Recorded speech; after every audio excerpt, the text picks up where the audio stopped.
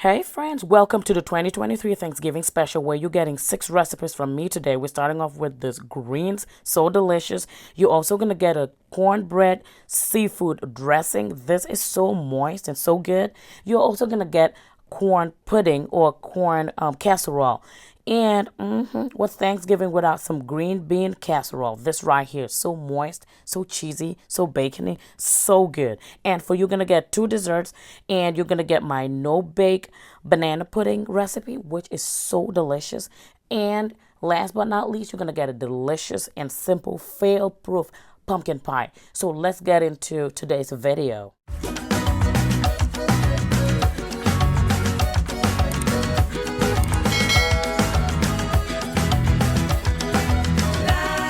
Ready to share with you how I make my southern style collard greens recipe with some smoked turkey. Yes guys, smoked turkey.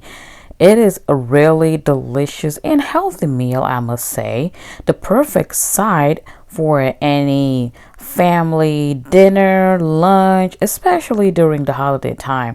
This is enjoyed a lot alongside some cornbread and anything you have on the menu. So without wasting your time, let's get right into today's video. Here I have 2 pounds of some fresh collard greens. I got the one from the store that's already shredded, okay, because that's the one I could find. It did not have any of the fresh ones that was not shredded. And guys, I'm going to go ahead and take out most of that really hard woody part. This is like the vein that runs in the middle of the leaf, that midrib. I don't want it. I don't like it. It makes it bitter and it just takes a long time to cook. So to my greens, I'm going to add some baking soda. This is going to help to clean up all the germs that are still in there. This needs a lot of thorough washing because sometimes it may contain a lot of sand and just dirt. So it's good to soak your greens in a lot of water and let the sand and any particles that might still be in there settle to the top, to the bottom, and then you can take your greens out and wash them repeatedly until they're really clean. So here I am. My greens have been sitting. I'm gonna take it out and run it through my colander right there. As you can see, I am just grabbing them from the top because the sand and anything dirty is already settled on the bottom. So that's just how I do it. Keep it really clean and make sure your sink is also sterilized and clean. Here is the finished product. It is all nice and clean.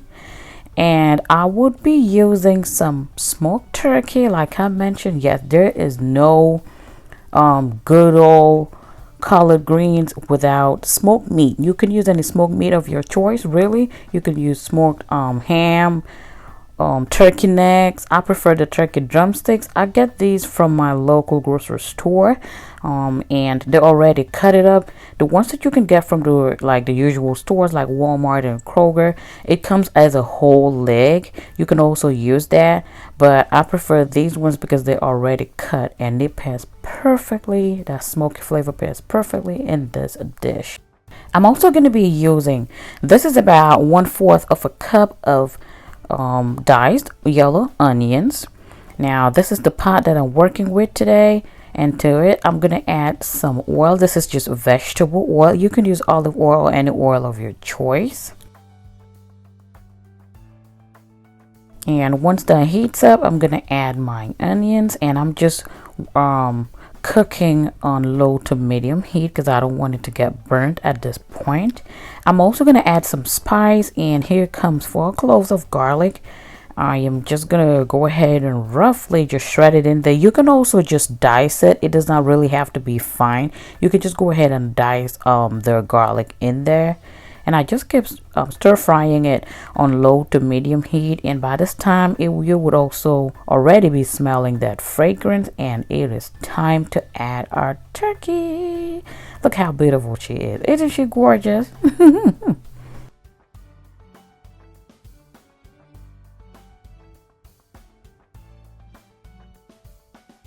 I am now going to season with some of my Creole seasoning. It pairs perfectly with this dish. If you don't have this, you can simply just use some salt and some a little bit of pepper flakes. That also works perfectly in this recipe. So I'm just tossing it around in the pot, just tossing it around. And as you can see, the onions and garlic are perfectly caramelized and the meat is starting to smell so good. Now it's time to add some water. I added about 2 cups of water. Okay, the amount of water you would add would depend on how much greens you're cooking. So you want to cover that and let the pot come to a boil. Now, I forgot to add some salt, so I'm going to go ahead and add some salt right now. You can use any seasoning of your choice, but remember, smoked meat tends to be salty, so I'm just adding a little now, and towards the end I would taste for more salt and adjust it. Here comes a little bit of my chicken bouillon. It also bumps up the taste in this dish, so I'm just going to go ahead and cover it up, and you want to let this cook for about 30 minutes. And here we are 30 minutes later. Our turkey has been boiling really nicely. You can see that the bone is already coming off of it. It is not quite done. I mean, it's almost done. I can eat it at this point, but I need it to be really tender and fall off the bone. So now it is time to add our greens so that they will all cook together. Greens tend to be really bulky, so I am using a 7-quart Dutch oven. Yes, that's what I'm using, so it can contain all of the greens at once. But if it does not fit in your pot that you have, you can just simply put some of it, let it wilt down for about 2 minutes, and add the rest. You guys, some of the health benefits of collard greens: they are really high in fiber. That is one reason why I really love them, high in fiber. So it improves your digestion. They're also very high in vitamin K and vitamin A and lots of health benefits. Okay, one twist that I like to add to mine is some shredded spring onions. Yes, guys, these are some scallions. Oh, there we go. I needed my camera to focus.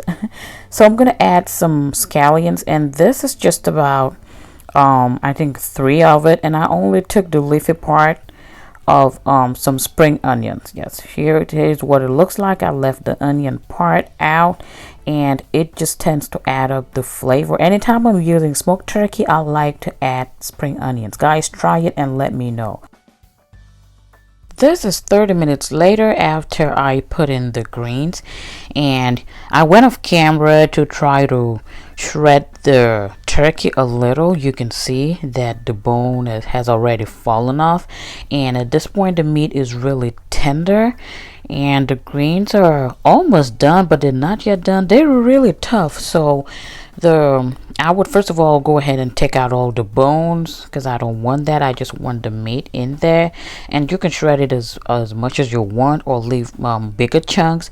So greens tend to be really tough and take a long time to cook. So this is the stovetop version. You can also use your pressure cooker, your Instapot to make it, or even a slow cooker.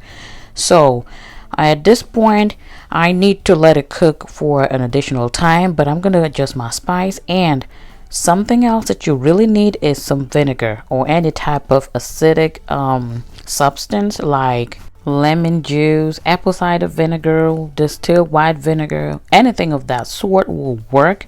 And to me, that tends to cut down the bitterness that comes with the leaf. Okay, and it also add a hint of acidity to the dish and just neutralizes all those flavors. So I really like it. So this is what it looks like, and I tested for salt and I needed a little bit more, so I'm going in with a little bit more of that Creole seasoning. Guys, if you can tolerate a little bit of heat, please go ahead with some crushed red peppers. They add a whole lot of flavor. You do not need to add a whole lot, just add as much as you can tolerate. Okay, so at this point all my flavors are on point, and the greens have cooked for a total of 45 to 50 minutes. Again, you can cook yours as long as you want until you reach the desired texture. And here we are. This is our finished product. I'm gonna go ahead and get them out of the pot. Also, check out my Jiffy cornbread video. I will have the link in the description box below. It pairs perfectly with this greens. And also I have a Jiffy corn muffin video. Guys, smoked meat just takes any greens, to the next level. And by the way, we also have there is an African version to this type of greens. We use different type of green vegetables though. But if you were interested to see how I make my Nigerian vegetable soup using a mixture of different types of green leafy vegetables, including collard greens, let me know in the comment section below, and I would make sure that I whip it out for you. You will love it. It is delicious. Promise. So this is our finished product. As you can see, up close and personal, meat falling off the bone. Greens are well cooked and still has that crunch in them. All flavors are on point. I hope you guys get to try this recipe. Let me know in the comment section below what you do differently when you cook your greens. What are your preferences? I'm always happy to learn from you guys. Well, hello beautiful people, welcome back to my channel. My name is Manza, and in today's video I will be sharing with you one of my favorite Thanksgiving sides, which is cornbread dressing or stuffing, however you call it. And in today's video I will be using shrimp and crab meat. Feel free to use any meat of your choice, and if you don't eat meat, feel free to just go with the vegetables. I promise you, you're gonna have a really delicious and moist dressing. Also, don't forget to check out part 1 of this video, which is where I make this homemade southern skillet cornbread. So to make your cornbread dressing, of course you're gonna need some cornbread. Now there are some that they sell that's already made and just like crumbed and everything, but I highly suggest that you make your own cornbread. And as I mentioned in the intro, I already have the recipe for this particular cornbread. This is my southern skillet cornbread. It is not a sweet at all, and it is so dense and buttery, the perfect texture and flavor you need for your cornbread dressing or stuffing. Now what I'm doing here is just breaking everything up, and make sure that you stale it overnight. Just let it sit on your counter overnight. Now once I crush the cornbread, you could either turn it into crumbs or just leave it cubed. I like mine somewhere in between, so I like to break up all the bigger pieces and just leave it as is. I like to see those little chunks of cornbread when my dressing is all said and done. Now even though I stale this overnight, I still want it to be a little bit more dry because this is fresh. Remember, we just made this, it's homemade. So what I'm gonna do now is to put it in an oven preheated already at 350 degrees Fahrenheit, and I'm just going to leave it there for about 15 minutes and set it aside. In the meantime, here I have my chopped vegetables. I have 3 ribs of celery, all nicely chopped. I also have 1 large green bell pepper chopped, 1 small red bell pepper chopped, and 1 big yellow onion chopped. Look at that. These colors, these vegetables, they're all bringing a unique taste to this meal, so do not miss out on it. You would also need 2 eggs at room temperature, and over here I have some salted butter. You would need about half a cup of butter, which is 1 stick of butter, and please go for high quality butter for maximum results. Here I have 12 ounces of crab meat. Now this is the crab meat in the can, and you can use any one of your choice. They tend to be really expensive sometimes, but this particular brand I got from Walmart, so I used 3 of these cans to give me the 12 ounces that I needed. It is really nice. And over here I have 12 ounces of shrimp. This is the cooked shrimp, the really extra small shrimp that you would typically use on a salad. So that's what we have there. Over here on the other side I got my seasonings, better than bouillon, sage, black pepper, some stock. And for the stock, if you're bulk prepping for Thanksgiving, I highly recommend that you make your own stock. It is always better, and you can control the salt. Otherwise, you can just use this better than bouillon and mix it in with some water to get a quick stock if that's what you want. Again, I also like this brand that I get from Walmart if you're just looking for something quick. Now in a skillet, I am going in with that stick of butter. Again, guys, this is the time where you really want to up your game as far as cooking this holiday season by getting high quality ingredients. Trust me, it's going to make a whole lot of difference. So once we get the butter all melted, we're going to go in and add all the chopped vegetables. These colors just give me so much joy. Leave a comment below if you're like me. I just like prepping my vegetables ahead of time and just looking at them. They just look so beautiful, so wholesome. So we're going in with those onions and the green bell peppers, the red bell peppers. Now the red bell peppers might be optional for some people, but I like those pop of colors. Technically what you really need is the celery, the onions, and the green bell peppers. Okay, now just go ahead and give that a quick stir in that butter. I am just cooking on low to medium heat. We're just trying to saute these vegetables, nothing serious over here. All right, so just get that incorporated. If this is your first time on this channel, you are highly welcome. My name is Mansa Queen and we throw down in this kitchen every week, so join the family. After about 3 minutes, now I have here some crushed garlic cloves. This is about 4 garlic cloves. I always like to use fresh garlic, but if you don't have any fresh garlic handy, go ahead and use 1 tablespoon of garlic powder. Again, just fresh ingredients just make that difference, and I'm so used to it, and I always have garlic at home. You would also need some black pepper to taste.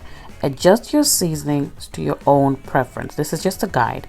You would also need some thyme. I used about 1 teaspoon of thyme. You can use the fresh thyme, but this is the organic one, so it's really good. And I also have some sage, and I went in with also 1 teaspoon of sage. At this point, I also like to add a little bit of salt. Be mindful of the salt because we're using salted butter, and all of the salt will accumulate at the end, so just be light-handed. Toss all of that together in that butter, and by this time it should be smelling so good. And as you can see, the vegetables have wilted quite a bit.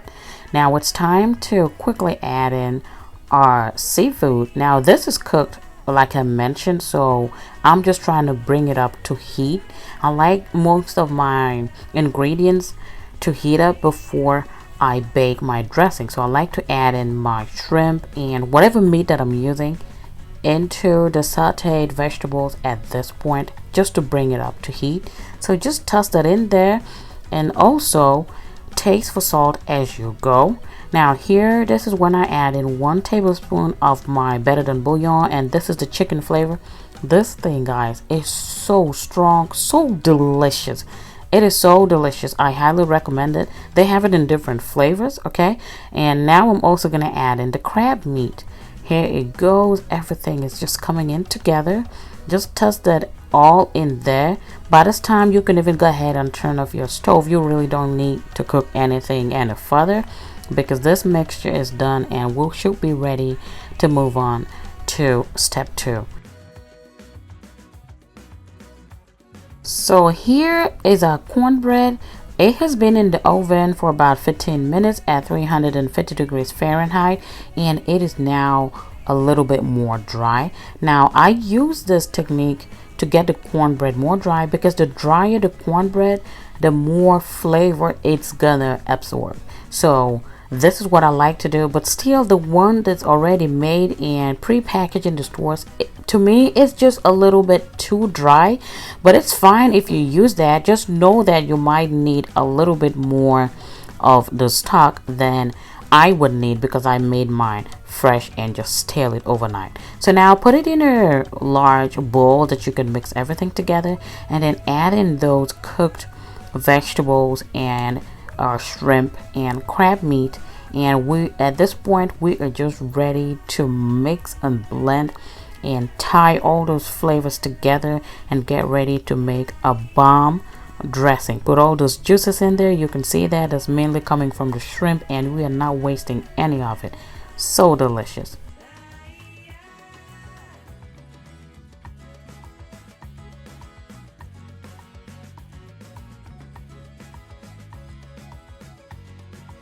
If you're enjoying this video, as usual, please support your girl by hitting on that like button. Give it a thumbs up. It really does help my channel to reach more people like you who might benefit from these videos. Okay, now that I have mixed everything together, I am going to taste for salt. Please make sure you do it gradually and then adjust any seasonings that you may need. Now, a great tip, I am going to be adding 1 10-ounce can of cream of mushroom. Guys, cream of mushroom, cream of chicken, any of those cream of stuff.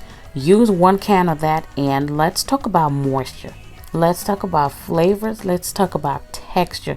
Guys, listen, this makes all the difference. Just add 1 can of that. There's also cream of shrimp, but it's so hard to find. I couldn't find it anywhere, so I went with the cream of mushroom.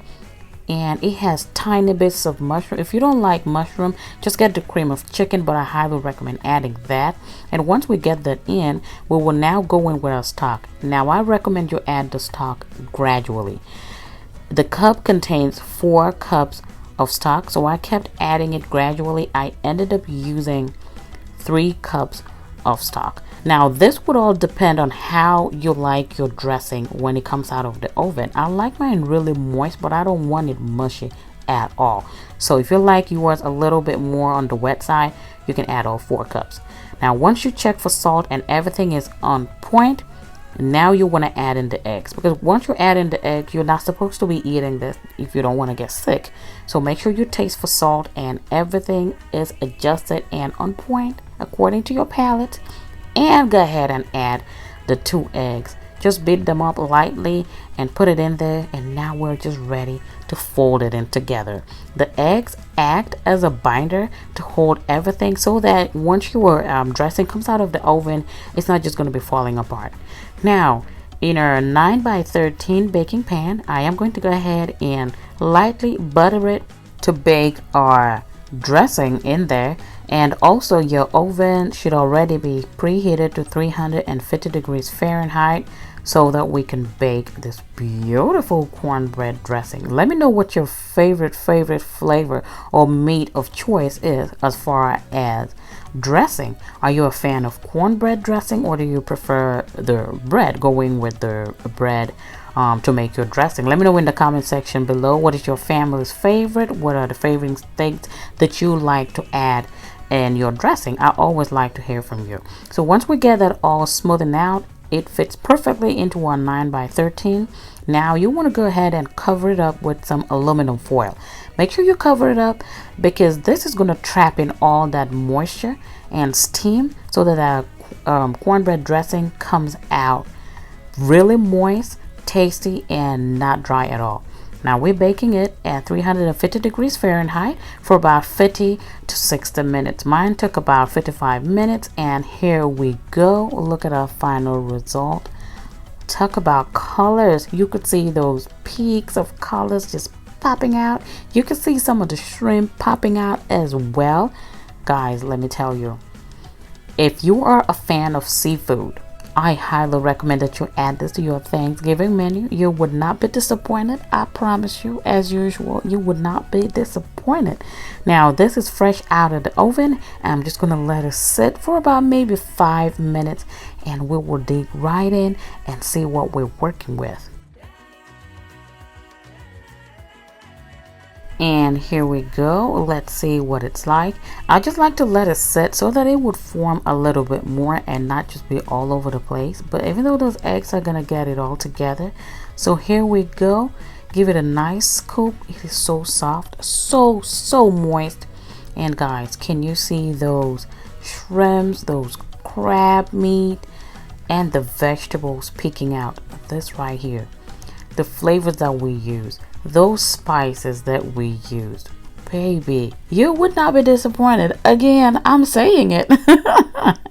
This was so delicious. I just kept eating it on its own, and this actually makes a big serving, so this can feed if you had company over, everybody can get a nice serving and enjoy it. Thank you guys so much for watching up until this time. Do not forget to share the video with your friends and family. Tell them about Mansa Queen. It is the holiday season, and we're about to throw down in the kitchen. Well, hello beautiful people, welcome back to my channel. My name is Mansa Queen, and in today's video we are starting off with a holiday specials, and this is one of my favorite Thanksgiving sides, and it is a delicious moist corn casserole using the Jiffy corn muffin mix. Guys, it is so simple, so easy, using everyday ingredients. You do not want to miss this. Again, it is a staple in my home for Thanksgiving, so let's get cooking. Okay friends, so let's get started. Here I have 1 can of whole kernel corn. So this is about I think it's about a 14 or 15 ounce can. You just need 1 can of that. And the good thing about this is that you want to drain out all the water, all the juice that comes in with the corn. You want to drain it out. We just need the kernel corns. Okay, so that's what I have here. I have drained up all the excess moisture in there, put it into a bowl, and of course, the start of the show, you're gonna need 1 pack of Jiffy corn muffin mix. This is about an a little over 8 ounce pack, so you just need 1 pack of that. You can also get the vegetarian Jiffy, which does not contain any lard, if that is a preference. I do not mind, so I'm just using what I have in my pantry. So you guys, do you know why this happens? It's always intact. Anyway, so yeah, I just want to combine the muffin mix with the kernel corns, and then we will go in with the rest of the ingredients. You want to preheat your oven to 350 degrees Fahrenheit because this recipe is so simple, so easy to put together. So your oven should start preheating by now. So now I'm going to add in a cup of sour cream. This is one of the main ingredients here, that secret ingredient to getting that moist and delicious corn casserole or corn pudding. So it is a must-have. So 1 cup of that. Next, you would need 2 eggs at room temperature. So make sure you bring them out early enough so they could get to room temperature. And yeah, you just need 2 eggs, and the eggs will act as a binder to get all of it together, so it would not be too mushy. All right. Another main ingredient is the cream style corn. So you'll have the whole kernel corn, and we're going to use the cream corn, and with this one we're going to empty out the whole can, so you're not draining any of it. So the same amount of the kernel corn and the cream style corn, but you drain the water off of the kernel corn, the whole one. All right, so there we go. This will also add a lot of moisture. You can add this to your cornbread as well, makes a difference. And of course, I am going to add in a teaspoon of pure vanilla extract. I always like to add vanilla in my corn casseroles. It is so different. There's just something about it. And of course, you will need some butter. I am using my Creole unsalted butter, 1 stick, which is an equivalent of half a cup of butter. You want to go ahead and melt that. Make sure that it is not warm at all. You do not want to add warm butter to your mixture. So yeah, it is just cool. So you add that melted butter. Again, I opted for unsalted butter because the Jiffy muffin mix already contains salt in it, and I'm trying to control the sodium intake in here. Okay, so that gives you more leverage. It just gives you more a better chance to control what you eat. So I just opt for the unsalted butter, so I just get the taste off of it. So you just want to mix that just to get everything combined. We're not trying to over mix or anything. As you can see, I am even using a wooden spatula. Now you can stop right here, but I am adding some cheddar cheese. You could use medium or sharp cheddar depending on your preference, and in here I have about 2 cups of that. Now you can add some in the batter now and top of the rest over the casserole before you put it in the oven, or you can just simply fold it into the batter right now and bake it, which is just what I'm doing. Again, once you're done baking, you will see at the end that you will be able to visibly see those cheese strings on top of the casserole when it's done baking. So here we go. I am using today a 9x13 baking pan, and I'm going in with a cooking spray. This is just a butter flavored cooking spray. You can just use butter over it, and then into the 9x13 pan you would pour in all your mixture. It is optional if you do want to add any spices like onion powder, garlic powder, some seasoned salt.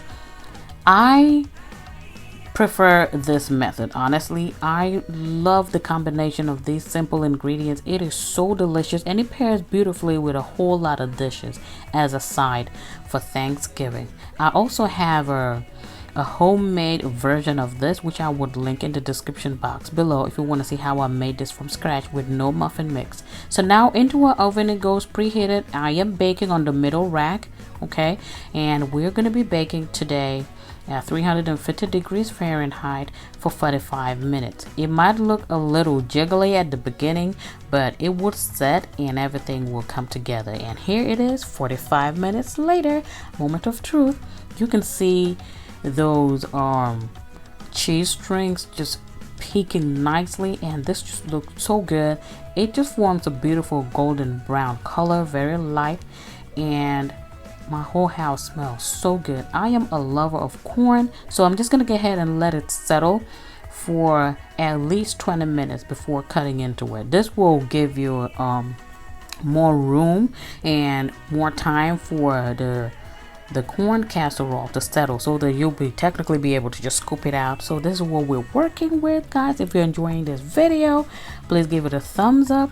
I do have coming up a lot of Thanksgiving recipes. I plan on doing like 7 days of Thanksgiving, so it will start on November 1st, and so for the month of November you will be getting 7 videos from me from the 1st of November all the way through just before Thanksgiving, which is the Monday on the 22nd. So every Monday and Friday throughout the month of November, expect a new video from me, and that is just part of our Thanksgiving special. So this is what we're working with right here.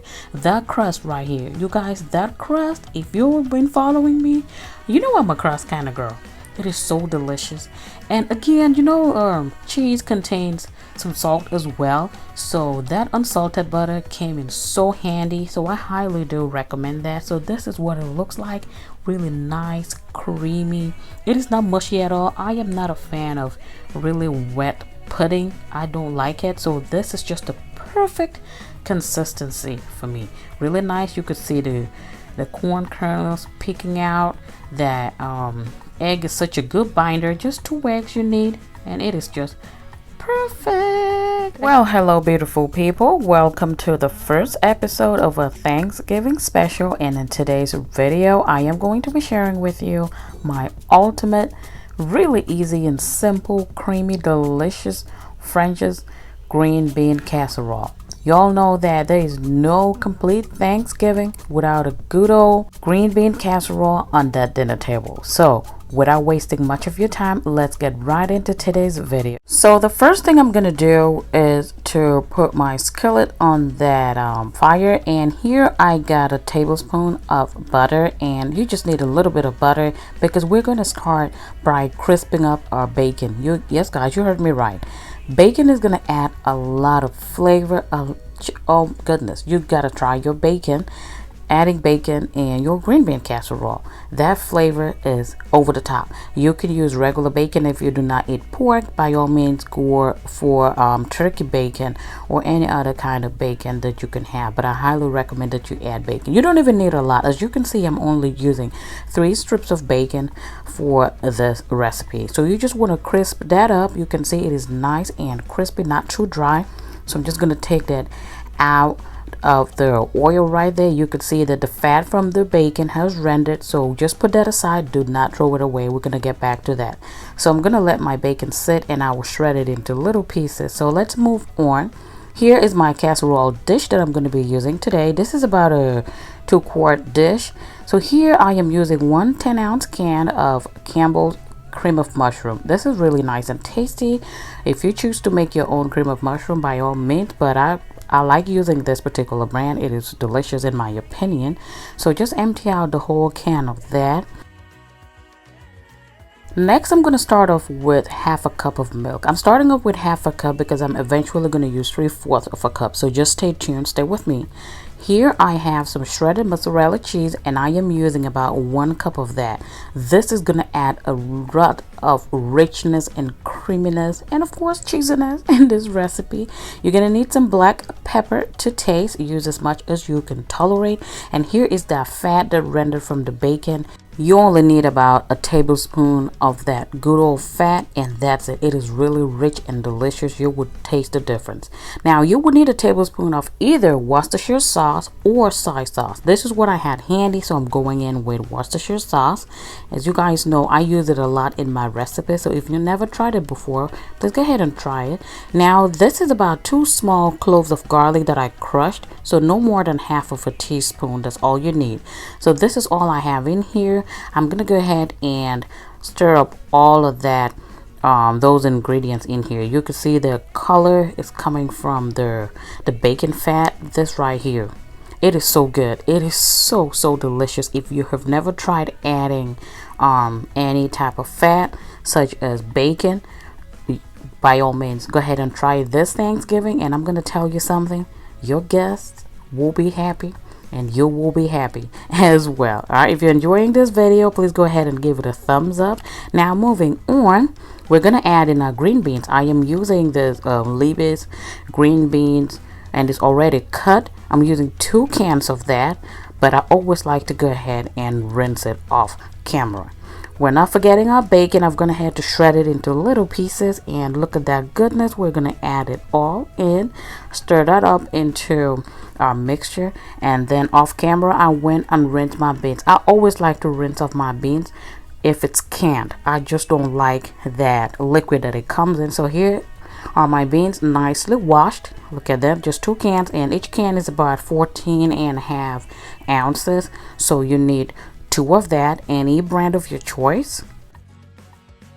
So I did mention in the beginning of the video, the intro, that I would be doing a Thanksgiving special, and this is our first episode. Yes guys, so every Monday and every Friday throughout the month of November, you are gonna get a video from me. I am starting off with all our favorite and staple Thanksgiving recipes. I put up a poll in my community tab, and a lot of you guys gave your suggestions of what you would like to see. So I'm just trying to go with you guys' suggestions and bring up as much as I can. So let's make this as interactive as possible. So now you're going to need some of that good old French's crispy fried onions. Guys, this is a must have. This is about, I think, 6 ounces, and I ended up using the whole can. I can just eat this on its own. It's already cooked, it's already fried, there's nothing else. This whole dish is so simple, so easy. So by all means, preheat your oven to 350 degrees Fahrenheit, and as you can see, I only put in a little bit of that, maybe 1/3 of it, into the mixture right now, and I'm gonna mix all of it together with the green beans and all of the yumminess. So as you can see, I'm going in with more milk. So I already added 1/2 cup of milk, so I went back and added 1/4 cup of milk. So that makes it a total of 3/4 cup of whole milk. You can use any milk of your choice. So once we get that all incorporated, it is now time to put this in the oven. I have already preheated it at 350 degrees Fahrenheit, and since everything here is already cooked, we just need it to get thoroughly, warm. So we are only going to be baking this at 350 degrees Fahrenheit for 20 minutes, and we will be back. And here we are 20 minutes later. You can see it looks really nice, and it's gonna have a little bit of bubbles on it, which is what you want to see. All right, so now you want to go ahead and top up the rest of all of that crispy fried onions. If you've not eaten the whole can, don't be like me. I just kept picking at it, could not help. But yeah, just layer it all over. Now the reason why we're doing this now, because we only need 5 more minutes of cooking. I do this to keep the fried onions as fresh and as light brown as possible. If you do it at the beginning, it's going to be all dark and burnt. You can't help it. It's already cooked. That temperature is going to burn it. So cook everything, and then at the last 5 minutes, that is all you need. At the last 5 minutes, go ahead and cover that casserole with all of those fried onions. You would notice that your casserole is always going to come out looking good, because most of us eat with our eyes first, and of course our nose is going to smell good, but above all, it's going to look good and appetizing. Nobody wants to eat food that visibly looks burnt, right? So that is a good tip in this video. So into the oven for the last 5 minutes, and this is the final result. Look at that. It just gives you that perfect golden brown color that you're looking for. I like to let it sit for about 5 minutes, 5 to 10 minutes maybe, and then go ahead and serve. Okay, this you can prepare ahead of time, but I suggest not to put the crispy fried onions on top of the casserole until you are ready to bake. And let's look at that. Take a moment and look at that cheesiness. I love it so much. And by the way, if you are lactose intolerant, by all means skip out on the mozzarella cheese. You're still gonna have the perfect green bean casserole. But if you do skip out on the cheese, I recommend you can only go with, you could probably go with half a cup of milk. You probably wouldn't need all 3/4 cup. But this recipe is so forgiving and it tastes so delicious. Now that bacon right here is a must try. I highly do recommend that you add some bacon to your next green bean casserole this coming Thanksgiving. Like I said, there's no complete proper Thanksgiving without a good old green bean casserole, and this can be enjoyed with or without the cheese. Now the fresh garlic we added also pumped up the flavor so much. It is so delicious. But if you don't have it, you can go ahead and use garlic powder, but again, I highly suggest fresh ingredients. Y'all, if you have not tried Paula Deen's Not Your Mama's banana pudding recipe, this is the time to try it. The star of the show, of course, you need some bananas to make some banana pudding, and I have 6 ripe bananas. Now, it would all depend on your choice. You can use up to 8 bananas. You would also need some instant vanilla pudding, and this is the type that I use. And this is a 1-pack, I believe it's a 5-ounce box. You would also need 1 can of sweetened condensed milk and an 8-ounce pack of cream cheese. I have all the ingredients listed in the description box below. Now, this is the other star of the show. You need some shortbread cookies, and she used the chessman cookies, and I'm telling you, these cookies are so good on their own. And by the way, you can see that I'm using the holiday cookies because that was what I had. I could not find the regular chessman cookies, but look for these. They sell it at Walmart and most stores. You would also need 2 cups of milk and 12 ounces of whipped cream. Now I'm using Cool Whip. You can make your own whipped cream. This pack is an 8-ounce pack, so I need to use half of the other one to make up the 12 ounces that I need. Like I said, you can make your own whipped cream. So the first thing I'm gonna do is to empty out the pack of instant pudding into my large mixing bowl, and to that I'm going to add 2 cups of milk, and this is milk straight out of my refrigerator, so it's really cold. Then using my hand mixer, I'm just going to beat this on medium speed to create that pudding, and this does not take too long, and I find using my hand mixer the best because it just brings out the texture a lot faster than using a whisk. But if you don't have a mixer, feel free to just use a whisk. So let me tell you, my friend back in college used to make the best banana pudding, and I'm telling you, it was my favorite dessert of all time. I think it's still probably my favorite dessert. I love it so much, and you guys, if you have not tried this, you need to try it. It is so good. Now I have already achieved the texture that I needed for the pudding. Now with another bowl, I'm gonna add my cream cheese, and as you can see, it is soft, so it's at room temperature because I need it to be soft enough so I can mix it easily with my hand mixer. Now to that, I'm gonna empty out the can of sweetened condensed milk. Now you guys, this condensed milk, I love it so much. I remember as a kid, whenever I see my mom open a can, I would want to be like, can I have a lick? Can I lick some of it?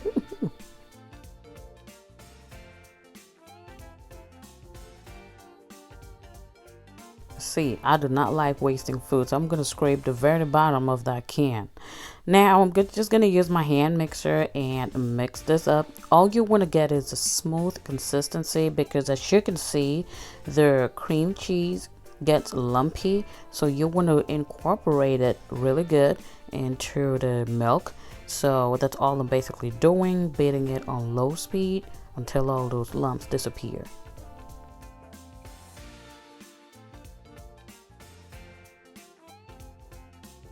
And here we are, nice and smooth. As you can see, this is just good enough. Now I'm gonna set this aside and keep going. I hope you guys are enjoying this video, because I am.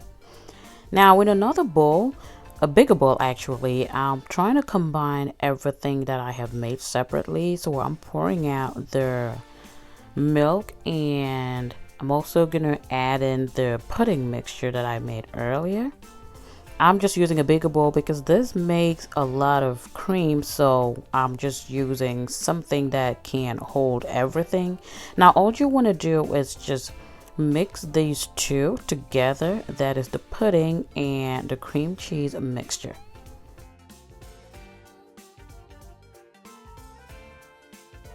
Just keep stirring it gently until you get this one uniform color like so, and then I would add in the Cool Whip. Yes, this is what goes in last. Add in that Cool Whip, and this is what is going to give it that mousse-like texture. Oh boy, it is so delicious. Yes, I'm adding half of that. Remember, this is an 8-ounce container, so I'm adding half of that to make up the 12 ounces that I need. Now, this is the most important part. Don't go in mixing it too hard. You just want to fold, simply fold it like I'm doing with my spatula. That's all you want to do, because you don't want to lose any of that good mousse like texture that you're going to get from the whipped cream. So it is important that you just fold. Don't go around with a whisk or with a hand mixer. Simply fold it. So I know there are so many different varieties of banana pudding. There's actually a baked version, yes. And as you can see from the title of this video, this is a no-bake banana pudding, and by far my favorite, hands down. Now this is what my cream looks like. This is exactly what you want it to look like. It looks like a cloud. It's foamy. It is perfect, and oh, is it delicious. So we're going to set that aside, and this is what I'm going to be using today. This is my 9x13 glass pan, and I think this is perfect for this amount of banana pudding. You can also use a trifle bowl. It actually looks really pretty when you layer it, but I find this better for me. So I'm going to empty out a box of the chessmen cookies. And basically all you want to do is cover the bottom of the pan with the cookies. As you can see, I have a lot of broken pieces. Sometimes you just get a box like that from the store. So try and put any broken pieces on the bottom, because they're not going to show anyway. So yeah, just layer the bottom of the pan with the cookies.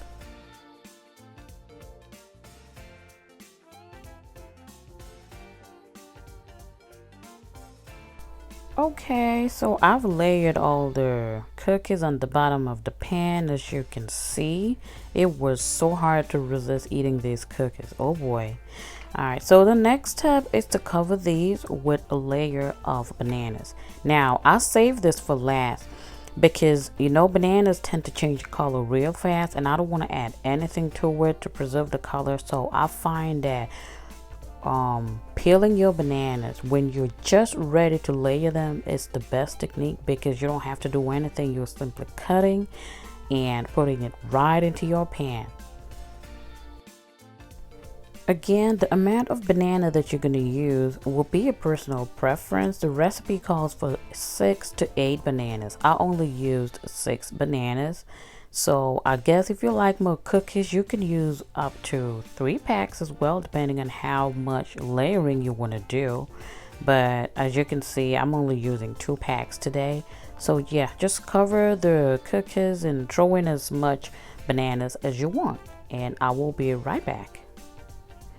And here we go. I have put some bananas over the cookies. Now you want to go ahead and lay it up with this beautiful cream that we had made earlier. As you can see, it is looking so good. So yes, just go in, with a generous amount. You just want to make sure that all the bananas and cookies are covered.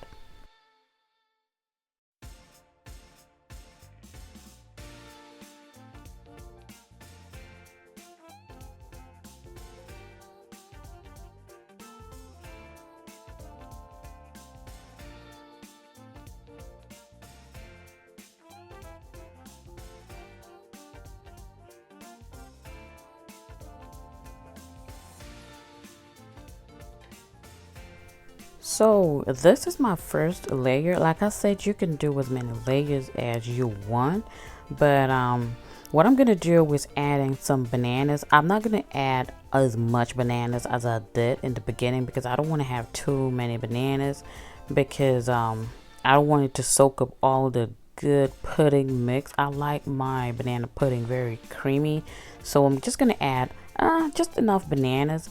And I had some leftover cookies, you know, after I figured out what I'm going to use on the top. I had some leftover cookies, so this is one trick that I like to do. I put them all in the Ziploc bag, then I take my rolling pin and just bit it up. This is gonna give you the crumbly cookie thingy going on once you add it on top. Hey, cookie crumble kid. All right, so I'm just gonna sprinkle all of that over it. If you have more cookies, you can go ahead and layer it up. Now I'm gonna add the remainder of my pudding mix to my dish.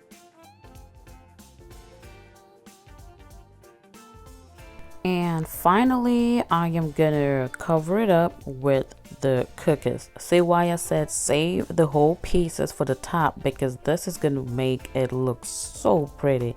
Yeah, so use all the broken pieces on the bottom and save the whole beautiful pieces to use on the top. And here we go. Ta-da! You guys, this looks so good. And by the way, I made this in the evening. I was filming this at night because it is the best time to do it. If you are using it for lunch, make sure you do it the night before, or at least the first thing in the morning, because this serves best when it has chilled in the refrigerator for at least 4 hours, but overnight is the best. Look at that beauty right here. So you want to cover it up with some plastic wrap and get it ready to go into the refrigerator until you're ready to serve it. Like I said, I find this more delicious when I make it overnight. So yes, into my refrigerator it goes, and I will show you guys exactly what it looks like in the morning when I cut it. And this was the next day. I'm getting ready to serve lunch, and I have to cut it because you guys know we gotta do a taste test. So I'm trying to cut into it and show you guys. As you can see, it has set. Yes, it really took its time and set really beautifully.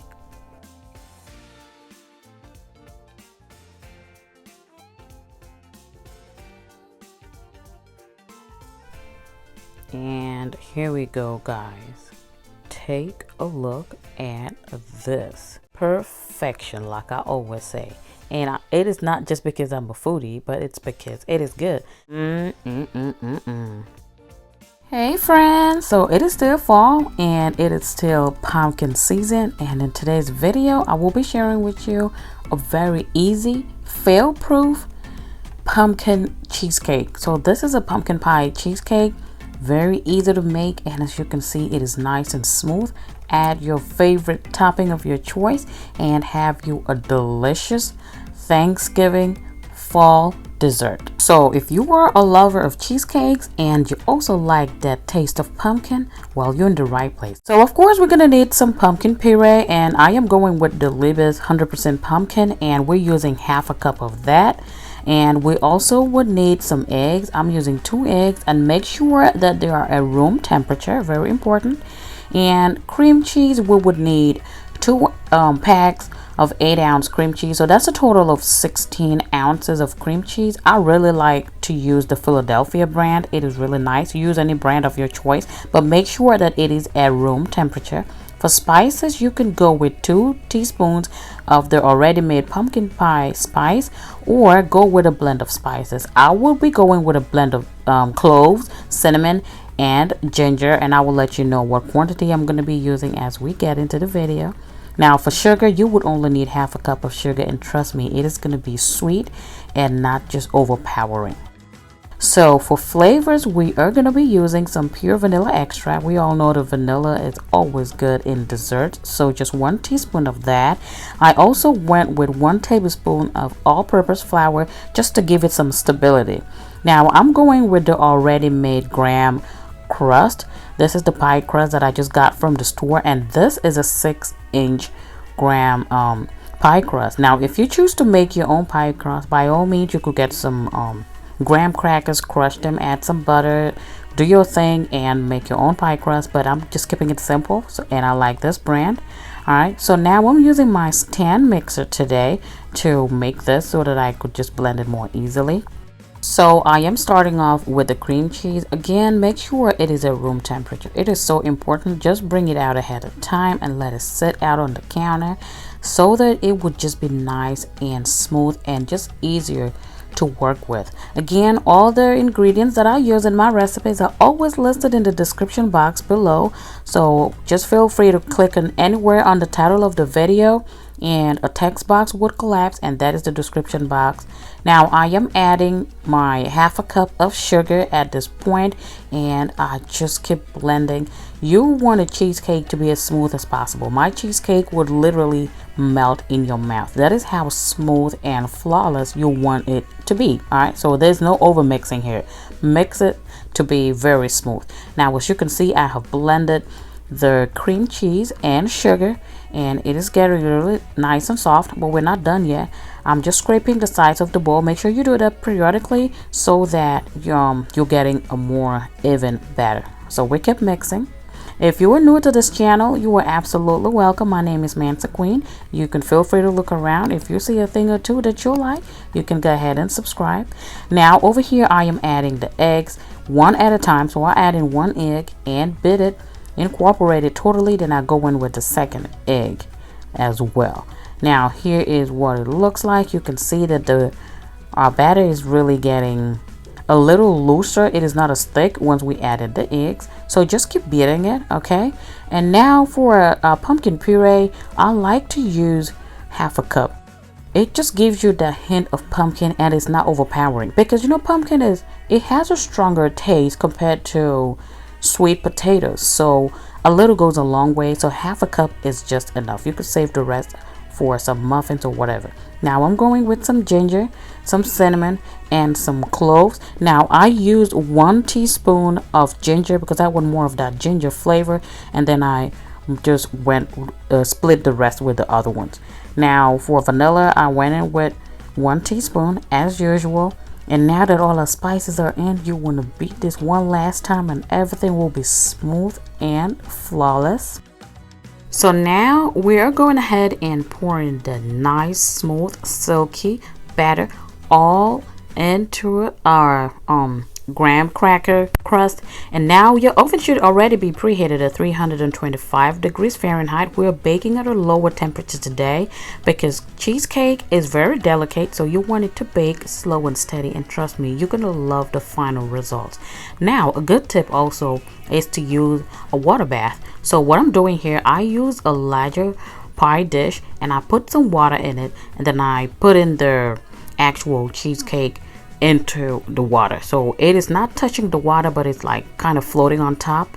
Now here we go. We went ahead and bake that for about 35 to 40 minutes, and do not open your oven at this point. When you're baking it, just let it bake, and then when it's done, just crack the oven and let the air escape. Don't just open it, boom. You know, you just want your stability to hold up as much as possible. Now keep this overnight. It's best overnight, and here we go. This was the next day, and I just kept it in the refrigerator. Now everything has set. If you don't have time, just keep it in the refrigerator for some hours, but I highly recommend that you do this overnight so that it could settle. And let me tell you, those brown specks are just from my cloves because I grinded myself. But if you buy the one that's already grounded, then you will not have any of that, if you mind. So now here we go. Let us just dig in and see what we're working with. So you know you've made a good cheesecake if it is nice and smooth, okay? No cracks whatsoever. That's how easy and fail proof this recipe is. And look at that, guys. It is nice, and let me tell you, melt in your mouth. The sweetness, the blend of spices are just right. Again, they are all listed in the description box if you want to see exactly how I did mine.